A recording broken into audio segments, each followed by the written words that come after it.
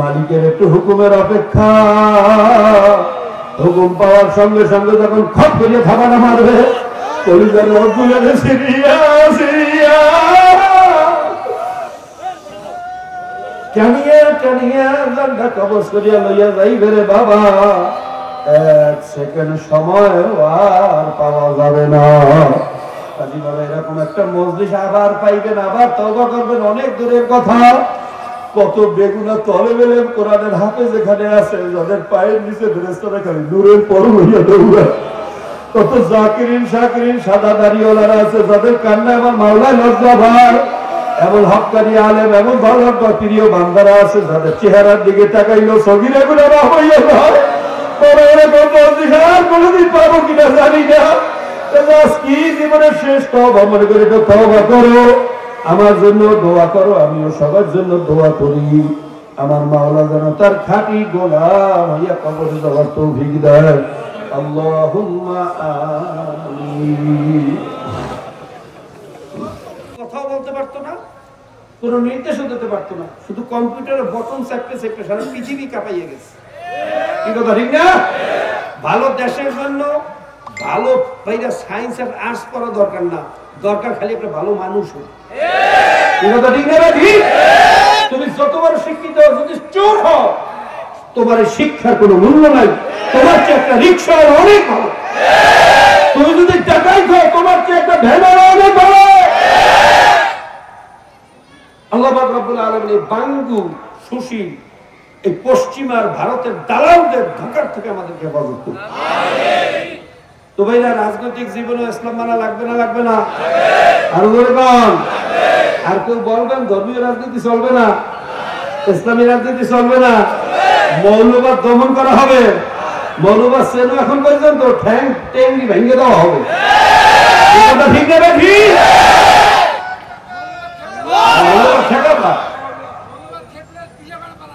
মৌলবাদ মানে কি? যে মূলের উপরে আছে তারে কি বলা হয়? জোরে কম। যেমন আমার বাবা মা আমার মূল, আমি আমার বাবা মায়ের স্বীকার করি, আমি আমার মূলকে মানি। আর কেউ যদি বলে যে আমার বাবা মায়ের আমি মানি না, সে মূলকে মানলো না। তা বাবা মায়ের যদি কেউ না মানে, ভাইয়া সে কি বৈধ সন্তান না জারজ সন্তান? জোরে কম। যারাও ধর্মের মূলের উপরে নাই, মডারেট ইসলামের নামে বেপরদাকে জায়েজ করে, মডারেট ইসলামের নামে নামাজ পড়া লাগে না, মডারেট ইসলামের নামে দেবীর সামনে দিয়ে হাত উঁচু করে, মডারেট ইসলামের নামে মাথার মধ্যে সিঁদুর লাগায়, পৈতা লাগায়, ধুতি লাগায়, রাখি লাগায়, এরাও মৌলবাদ যেহেতু মানে না, এরাও মূলের উপরে নাই, এরাও সব জাগ্রত মুসলমান। ঠিক না? ঠিক। আল্লাহ পাক রব্বুল আলামিন আমাদেরকে বোঝা এবং আমল করার তৌফিক দান করুন। তো রাজনৈতিক জীবনে ইসলাম লাগবে না? লাগবে না? আরো বলে কোন? আবার একটা আলেমও আছে, আমরা রাজনীতি পছন্দ করি না। তুমি কি প্যাগনীতি পছন্দ করো? হ্যাঁ। আব্বাস রহমতুল্লাহ বলতেন, আমার বুঝে আসে না একজন আলেম কিভাবে বলে আমি রাজনীতি পছন্দ করি না।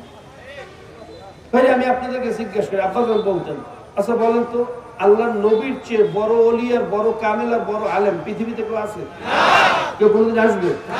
আল্লাহর নবী তিনি রাজনীতি করেন নাই, রাষ্ট্র পরিচালনা করেন নাই। তেনার পরে যে সাইদ সাহাবা খয়রুন নাস বাদাল আম্বিয়া আবু বকর সিদ্দিক রাদিয়াল্লাহু তাআলা আনহু, সুম্মা ওমর, সুম্মা ওসমান, সুম্মা আলী, যাদের মর্তবা আম্বিয়া কেরামদের পরে সবচেয়ে বেশি, তেনারা প্রত্যেকে রাষ্ট্রপ্রধান ছিলেন না? ছিলেন না?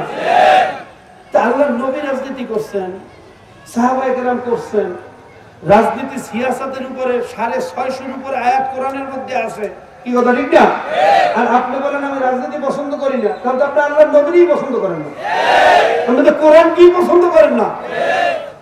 যারা বলে সিয়াসত में हलाकत है, हुकूमत से कामयाबी नहीं आएगा, जिहाद फसाद है, दावत में कामयाबी है, আমি বলবো আপনি আলেম হইতে পারেন, আপনি পীর হইতে পারেন, আপনি মুফতি হইতে পারেন, আমার মাওলার কাছে এখনো মুসলমান হইতে পারেন না। তু আলেম শুধু, জায়েদ শুধু, পীর শুধু, মুফতি শুধু, মাওলানা শুধু, জুমলা শুধু, লেকিন মুসলমান শুধু। বাইরে আলেম হওয়া সহজ, পীর হওয়া সহজ, মুফতি হওয়া সহজ, মুহাদ্দিস হওয়া সহজ, আমার মাওলার কাছে মুসলমান হওয়া বড় কঠিন। কাজেও আমার ভাইরা, আমার বাবারা, আমার কথায় অনেকে কষ্ট পাইতে পারেন আমি জানি। বাবা, যেভাবে কথা বলার দরকার সেই যোগ্যতা আল্লাহ আমাকে দান করেন নাই। বাবা, আল্লাহর নবী যেভাবে সুন্দরভাবে মানুষকে বুঝাইছেন, সাহাবায়ে কেরাম যেভাবে দাওয়াত দিয়েছেন, আসলে তাদের পায়ের জুতার ধুলির যোগ্যতাও তো আমাদের নাই। ওইভাবে দরদ নিয়ে বুঝানোর যোগ্যতা আসলে আমাদের নাই। কিন্তু বাবা, যা পারছি বলছি, মনে করবেন নিজের নফসের খায়েশে কিছু বলি নাই। হক কথা বলতে গেলে অনেকে বেজার হয়, আমি জানি। হাল হক মুরুন, হক কথাতে তো তিতা, কিন্তু সাকিতু আনিল হক শয়তানুল আখরাস। হক কথা বোঝার পরে যারা চুপ থাকবে এটা হলো গঙ্গা শয়তান। আর কিয়ামতের ময়দানে গঙ্গা শয়তানদেরকে জাহান্নামে কেসে দিয়ে জিতবে ডারে কাঁদবে।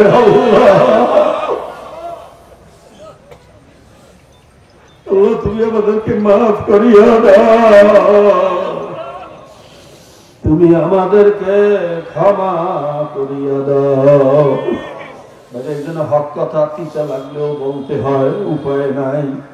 কিন্তু যেভাবে বলার দরকার সেই যোগ্যতা নাই। পায়ে হাত দিয়ে বলিয়া গেলাম, মনে কষ্ট নিয়েন না। এরপরেও বলছি বাবা, এই কথাগুলা যদি আমার বানান ঘাড় তারা হইয়া থাকে, আমার নিজের মন গড়া কোরআন হাদিসের বাইরে বিরুদ্ধে হইয়া থাকে, এই মাহফিলের পরে সবাই মিললে আমাকে জুতা মারিয়েন, থুতু মারিয়েন, আমার কোনো দাবি নাই। আর এই কথাগুলা যদি একমাত্র দিনের মহাব্বতে, আমার মাওলার মহাব্বতে, আমার নবীর দাঁত ভাঙ্গা দি, আহারে কাঁচা দাঁত ভাঙ্গা রাখতে আমার জামাটা লাল হইয়া গেছে, মাথার হেলমেট ভাঙ্গে সারাটা ভিতরে ঢুকি আল্লাহ নবী বেহুশ হইয়া পড়িয়া রইছে, সেই দিন আজকে আমাদের চোখের সামনে বিলীন হইয়া যায়। বাবা, সহ্য করতে পারি না, কলিজা সিরিয়া যায়। বাবা, এই জন্য অনেক কথা বলি, অনেকে কষ্ট পাইতে পারে। তারপরে বলছি বাবা, ভুল হইলে মাফ করিয়া দিয়ে, আর যদি ইচ্ছাকৃত কিছু বলিয়া থাকি জুতা মারিয়েন, কোনো দাবি নাই।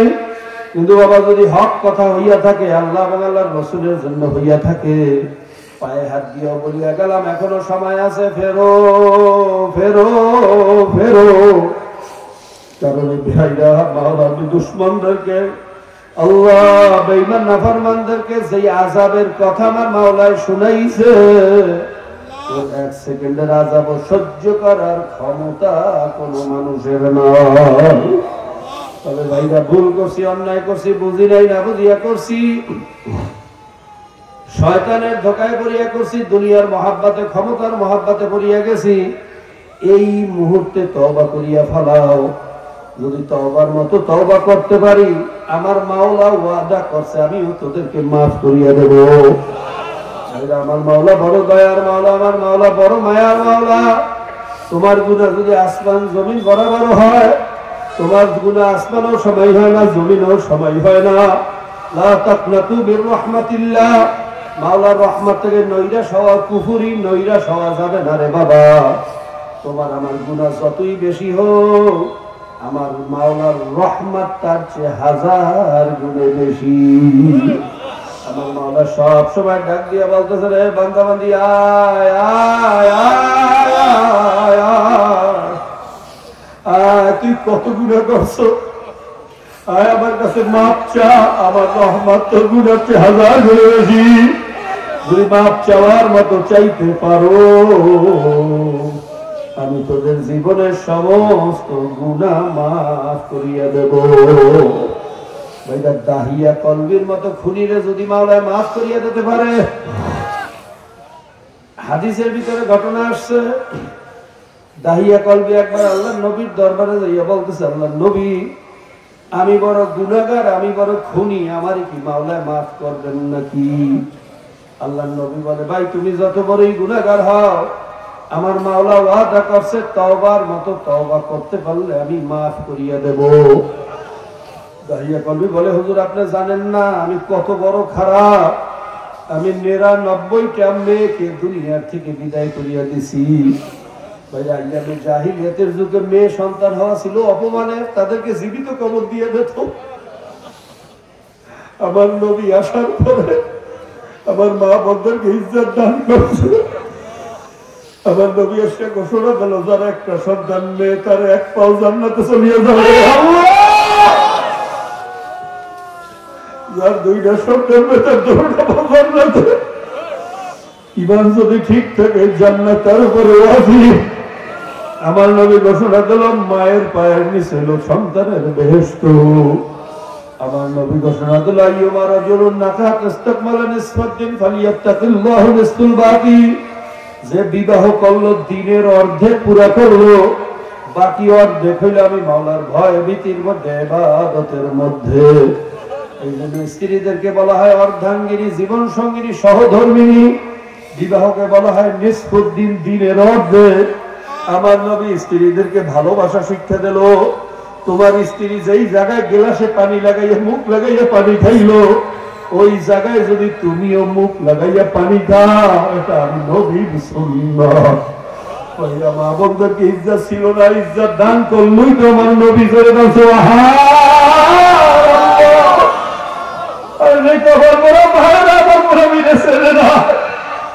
আল্লাহ আমার নবীকে চেনে তৌফিক দিয়ে দাও আল্লাহ। দাহিয়া কলবিও ওই আইয়ামে জাহিলিয়াতের একজন বড় নেতা ছিল। ৯৯টা মেয়েকে দুনিয়া থেকে বিদায় করছে। আল্লাহ নবীর কাছে বলতেছে, আল্লাহ নবী আপনি জানেন না আমি কত বড় খারাপ। একটা ঘটনা এমন ঘটিয়ে গেছে, আমার মনে পড়লে এখন কলিজা ভাঙ্গিয়া যায়, সহ্য করতে পারি না। বলে কি ঘটনা? বলে হুজুর আমার বিবি যখন গর্ভবতী, আমি তাকে গর্ভ অবস্থায় রাখিয়া লম্বা সফরে গেছিলাম। কয়েক মাস পর সফর থেকে আসার আগে আমার বিবির অর্ধে হামল হইয়া গেছে, বাচ্চা ভূমিষ্ঠ হইয়া গেছে। আমি স্ত্রীকে জিজ্ঞেস করলাম, বিবি তোমার উদরের বাচ্চা কোথায়? আমার বিবি বলল, বাচ্চা মারা গেছে, তাকে দাফন করিয়া ফেলাইছি। হুজুর আমি তখন তো বুঝলাম না।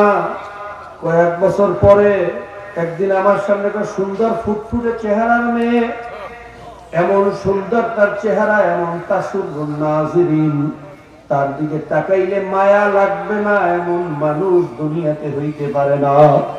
হুজুর গোলাপের মতো চেহারা, হরিণের মতো চোখ, হাসলে মনে হয় মুক্তা হবে। আমি মেয়েটাকে দেখি আশ্চর্য হইয়া জিজ্ঞেস করলাম, বিবি এই এত সুন্দর মেয়েটা কার? আমি তো এই মেয়েটাকে তো এই এলাকায় মহল্লায় এর আগে কখনো দেখি নাই। আমার বিবি কোনো কথা বলে না, হঠাৎ আমার পা দুটো জড়াইয়া ধরছে। আমার পা দুটো ধরিয়া বলে, স্বামী আপনার হাতেও ধরি পায়েও ধরি, এই মেয়েটাকে আপনি কিছু বলিয়েন না। আমি সেদিন আপনার ভয়ে মিথ্যা কথা বলছি না। এই মেয়ে আর কারো মেয়ে না, এটা আপনার মেয়ে। স্বামী আপনার কাছে আর কিছু চাই না, আর কোনো দাবি নাই, শুধু একটাই চাওয়া, একটাই দাবি, এই মেয়েটার সাথে আপনি কোনো খারাপ ব্যবহার করবেন না। দাহিয়া কলবি বলে, হুজুর আমি তখন কোনো কথা বললাম না, কিন্তু আমি কত বড় নিকৃষ্ট, কত বড় খারাপ। একদিন ঠিকই পাহাড়ের কিনারায় গিয়ে একটা গর্ত করলাম। বাড়িতে এসে বিবিরে বললাম, বিবি মেয়েটাকে একটু সাজাইয়া পরাইয়া দাও, পরে নিয়ে নানা বাড়িতে বেড়াইতে যাব। হুজুর আমার বিবি এতই সহজ সরল, সে আমার কথা কিছু বুঝলো না। মেয়েটারে সাজাইয়া পরাইয়া বা সাথে দিয়া দিল। আমি ওরে নানা বাড়ির কথা বলিয়া যখন আস্তে আস্তে যাইতে যাইতে পাহাড়ের রাস্তা ধরলাম। হুজুর আমার মেয়ে তো একটু বড় হয়েছে, সেটা নানা বাড়ির রাস্তা চেনে। আমাকে বলে, আব্বা আপনি আমাকে কোথায় নিয়ে যাইতেছেন? এটা তো নানা বাড়ির রাস্তা না।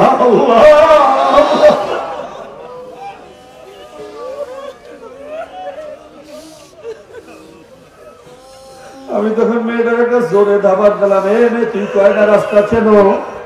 অনেক রাস্তা দিয়ে তোর নানা বাড়ি যাওয়া যায়, বেশি কথা না বলিয়া আমার সাথে চলতে থাক। হুজুর আমার ধাবার খাইয়া মেয়েটা ভয় পাইয়া বিড়ালের মতো চুপ হইয়া গেল। আমার সাথে আস্তে আস্তে চলতে রইল। আমি যাইতে যাইতে যখন পাহাড়ের কিনারায় গর্তের কাছে গেলাম, হুজুর আমার মেয়ে এতই বিচক্ষণ, এতই বুদ্ধিমতী, ও গর্ত দেখে বলিয়া ফেলাইছে,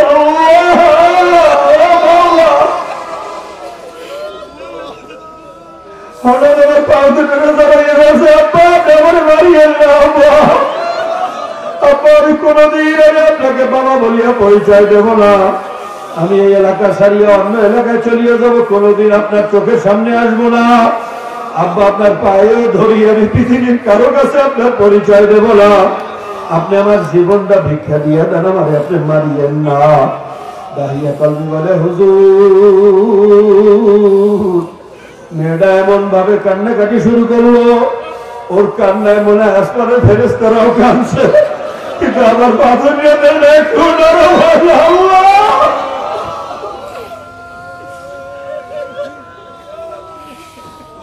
আমি ওই অবস্থায় মেয়েটারে জোর করিয়া ধরিয়া ধাক্কা করিয়া ধূপ করিয়া ভয়গর্তের ভিতরে ভালাইয়া চিরজীবনের তরে পাথর চাপা দিয়া বাড়িতে চলিয়া আসলাম। আমার দিদি জিজ্ঞাসা করে স্বামী মেয়ে কোথায়, আমি কোন উত্তর দিতে যখন পারি না, বারবার জিজ্ঞাসা করার পরে আবার ভিড় বুঝিয়ে বলেছে ঘটনা ঘটিয়ে গেছে। এমন ভাবে কান্না শুরু করছে, ওই কান্নার আওয়াজ যখন আমার কানের ভিতরে ভাসে আমার কলিজাটা ছিড়িয়া যায়, আমার মেয়েদের চেহারাটা যখন আমার চোখের সামনে ভাসিয়ে ওঠে, আমি সইতে পারি না। হুজুর এই গুনাহ কি আল্লাহ মাফ করবে হুজুর? এই ঘটনা শোনার পরে আল্লাহর নবীও চোখের পানি রাখতে পারলেন না। আল্লাহর নবীও জার জার করিয়া কান্দে বলে দাহিয়া কলবি, এও কি কোনো মানুষের দ্বারা করা সম্ভব? এও কি কোনো মানুষে করতে পারে রে? কবল বলো, এই কবল বলো, তুই জানিয়ে রাখ আমার মাওলা এত দয়া এত মায়া, আমার মাওলার কাছে যদি মাপ চাওয়ার মতো চাইতে পারো, আমার মাওলা এই গুনাহ মাফ করিয়া দেবে রে বাবা। তবে আমার মাওলার দয়ার কথা কেমনে বুঝাবে, বুঝাইয়া বলার যোগ্যতা আমার নাই। ভুল করছো, অন্যায় করছো, মাওলার দুশ্মনী করছো, মুসলমান পরিচয় দিয়ে ইহুদি খ্রিস্টানের দালালি করছো, পশ্চিমাদের পিছনে ঘুরছো, দুনিয়ার মহাব্বতে করছো, ক্ষমতার মহাব্বতে করছো। বাবা এই মুহূর্তে তওবা করো, তওবা করো, তওবা করো। যদি তওবার মতো তওবা করতে পারো, খোদার কসম খাইয়া বলতে পারি আমার মাওলা খালিয়াতে ফিরাইয়া দেবে না। আমার মাওলা যদি আরবের ওই বেশ্যা নারীকেও মাফ করতে পারে, আমার মাওলা তোমার এবারে খালিয়াতে ফিরাইয়া দেবে না রে বাবা। তবে মনে রাখবা, আজরাইল আসার আগে তওবা করা লাগবে রে বাবা। দুই সময় কিন্তু তওবাও কবুল হবে না। একটা হলো সাখরাতুল মওতের সময়, আরেকটা হলো কিয়ামতের যখন আখেরি আলামত শুরু হইয়া যাইবে, পশ্চিম দিক থেকে সূর্যটা উঠিয়া যাইবে, চন্দ্র সূর্য খসিয়া খসিয়া পড়বে, পাহাড় গুলা ধুলার মতো উঠবে, একদম কপাল করা মনে করবে কিয়ামত শুরু হইয়া গেছে, তাড়াতাড়ি তওবা করি। না বাবা, কিয়ামত শুরু হওয়ার সঙ্গে সঙ্গে মাওলার হিসাবে খাতাটা বন্ধ হইয়া যাইবে।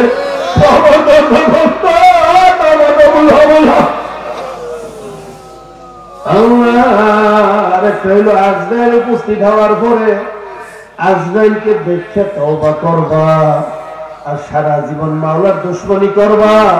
তোমার মতো বাটপারকে মাওলায় তওবা করার সুযোগ দেবে না রে বাবা। আজরাইল উপস্থিত হওয়ার সঙ্গে সঙ্গে হিসাবের খাতা বন্ধ হইয়া যাইবে। তওবা করা শুরু করলে ভাইরা ফেরাউন নমরুদের মতো জিহ্বা জবানটারে বন্ধ করিয়া দেওয়া হবে, আর তওবা কবুল হবে না। কাজে জানি না বাবা কাকে কখন আজরাইল ধরিয়া বসে, এই মজলিস থেকে বাড়ি যাইতে পারবো কিনা জানি না। এই রাত্রটা তোমার আমার উপর থেকে যায় না না যায়, কোন জায়গায় কোন মোড়ে কোন খাম্বার আড়ালে কোন জায়গায় আজরাইল দাঁড়াইয়া রয়েছে তুমিও দাঁড়িয়ে আমার কারো জানা নাই। আজরাইলকে তো মহতের মেগা হ্যান্ডকাপ লইয়া সব সময় দারোগার মতো পিছনে পিছনে ঘুরতে আছে, শুধু মালিকের একটু হুকুমের অপেক্ষা। হুকুম পাওয়ার সঙ্গে সঙ্গে যখন খপ করিয়া থাবানা মারবে, কলিজার রগুলারে সিরিয়া সিরিয়া টানিয়া টানিয়া জানটা কবজ করিয়া লইয়া যাইবে রে বাবা। এক সেকেন্ড সময় আর পাওয়া যাবে না। কাজী বাবা এরকম একটা মজলিস আবার পাইবেন, আবার তওবা করবেন, অনেক দূরের কথা। কত বেগুনা তলেবেলে কোরআনের হাফেজ যেখানে আছে, যাদের পায়ের নিচে ফেরেশতারা খালি নূরের পরশ হইয়া দৌড়ায়। কত জাকিরিন শাকিরিন সাদা দাড়িওয়ালারা আছে, যাদের কান্নায় আমার মাওলায় লজ্জা ভার।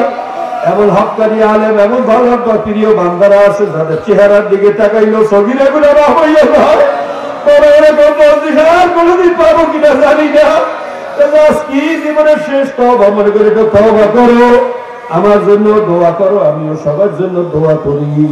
আমার মাওলা যেন তার খাঁটি গোলাম হইয়া কবরে যাওয়ার তৌফিক দেয়। আল্লাহুম্মা আমিন।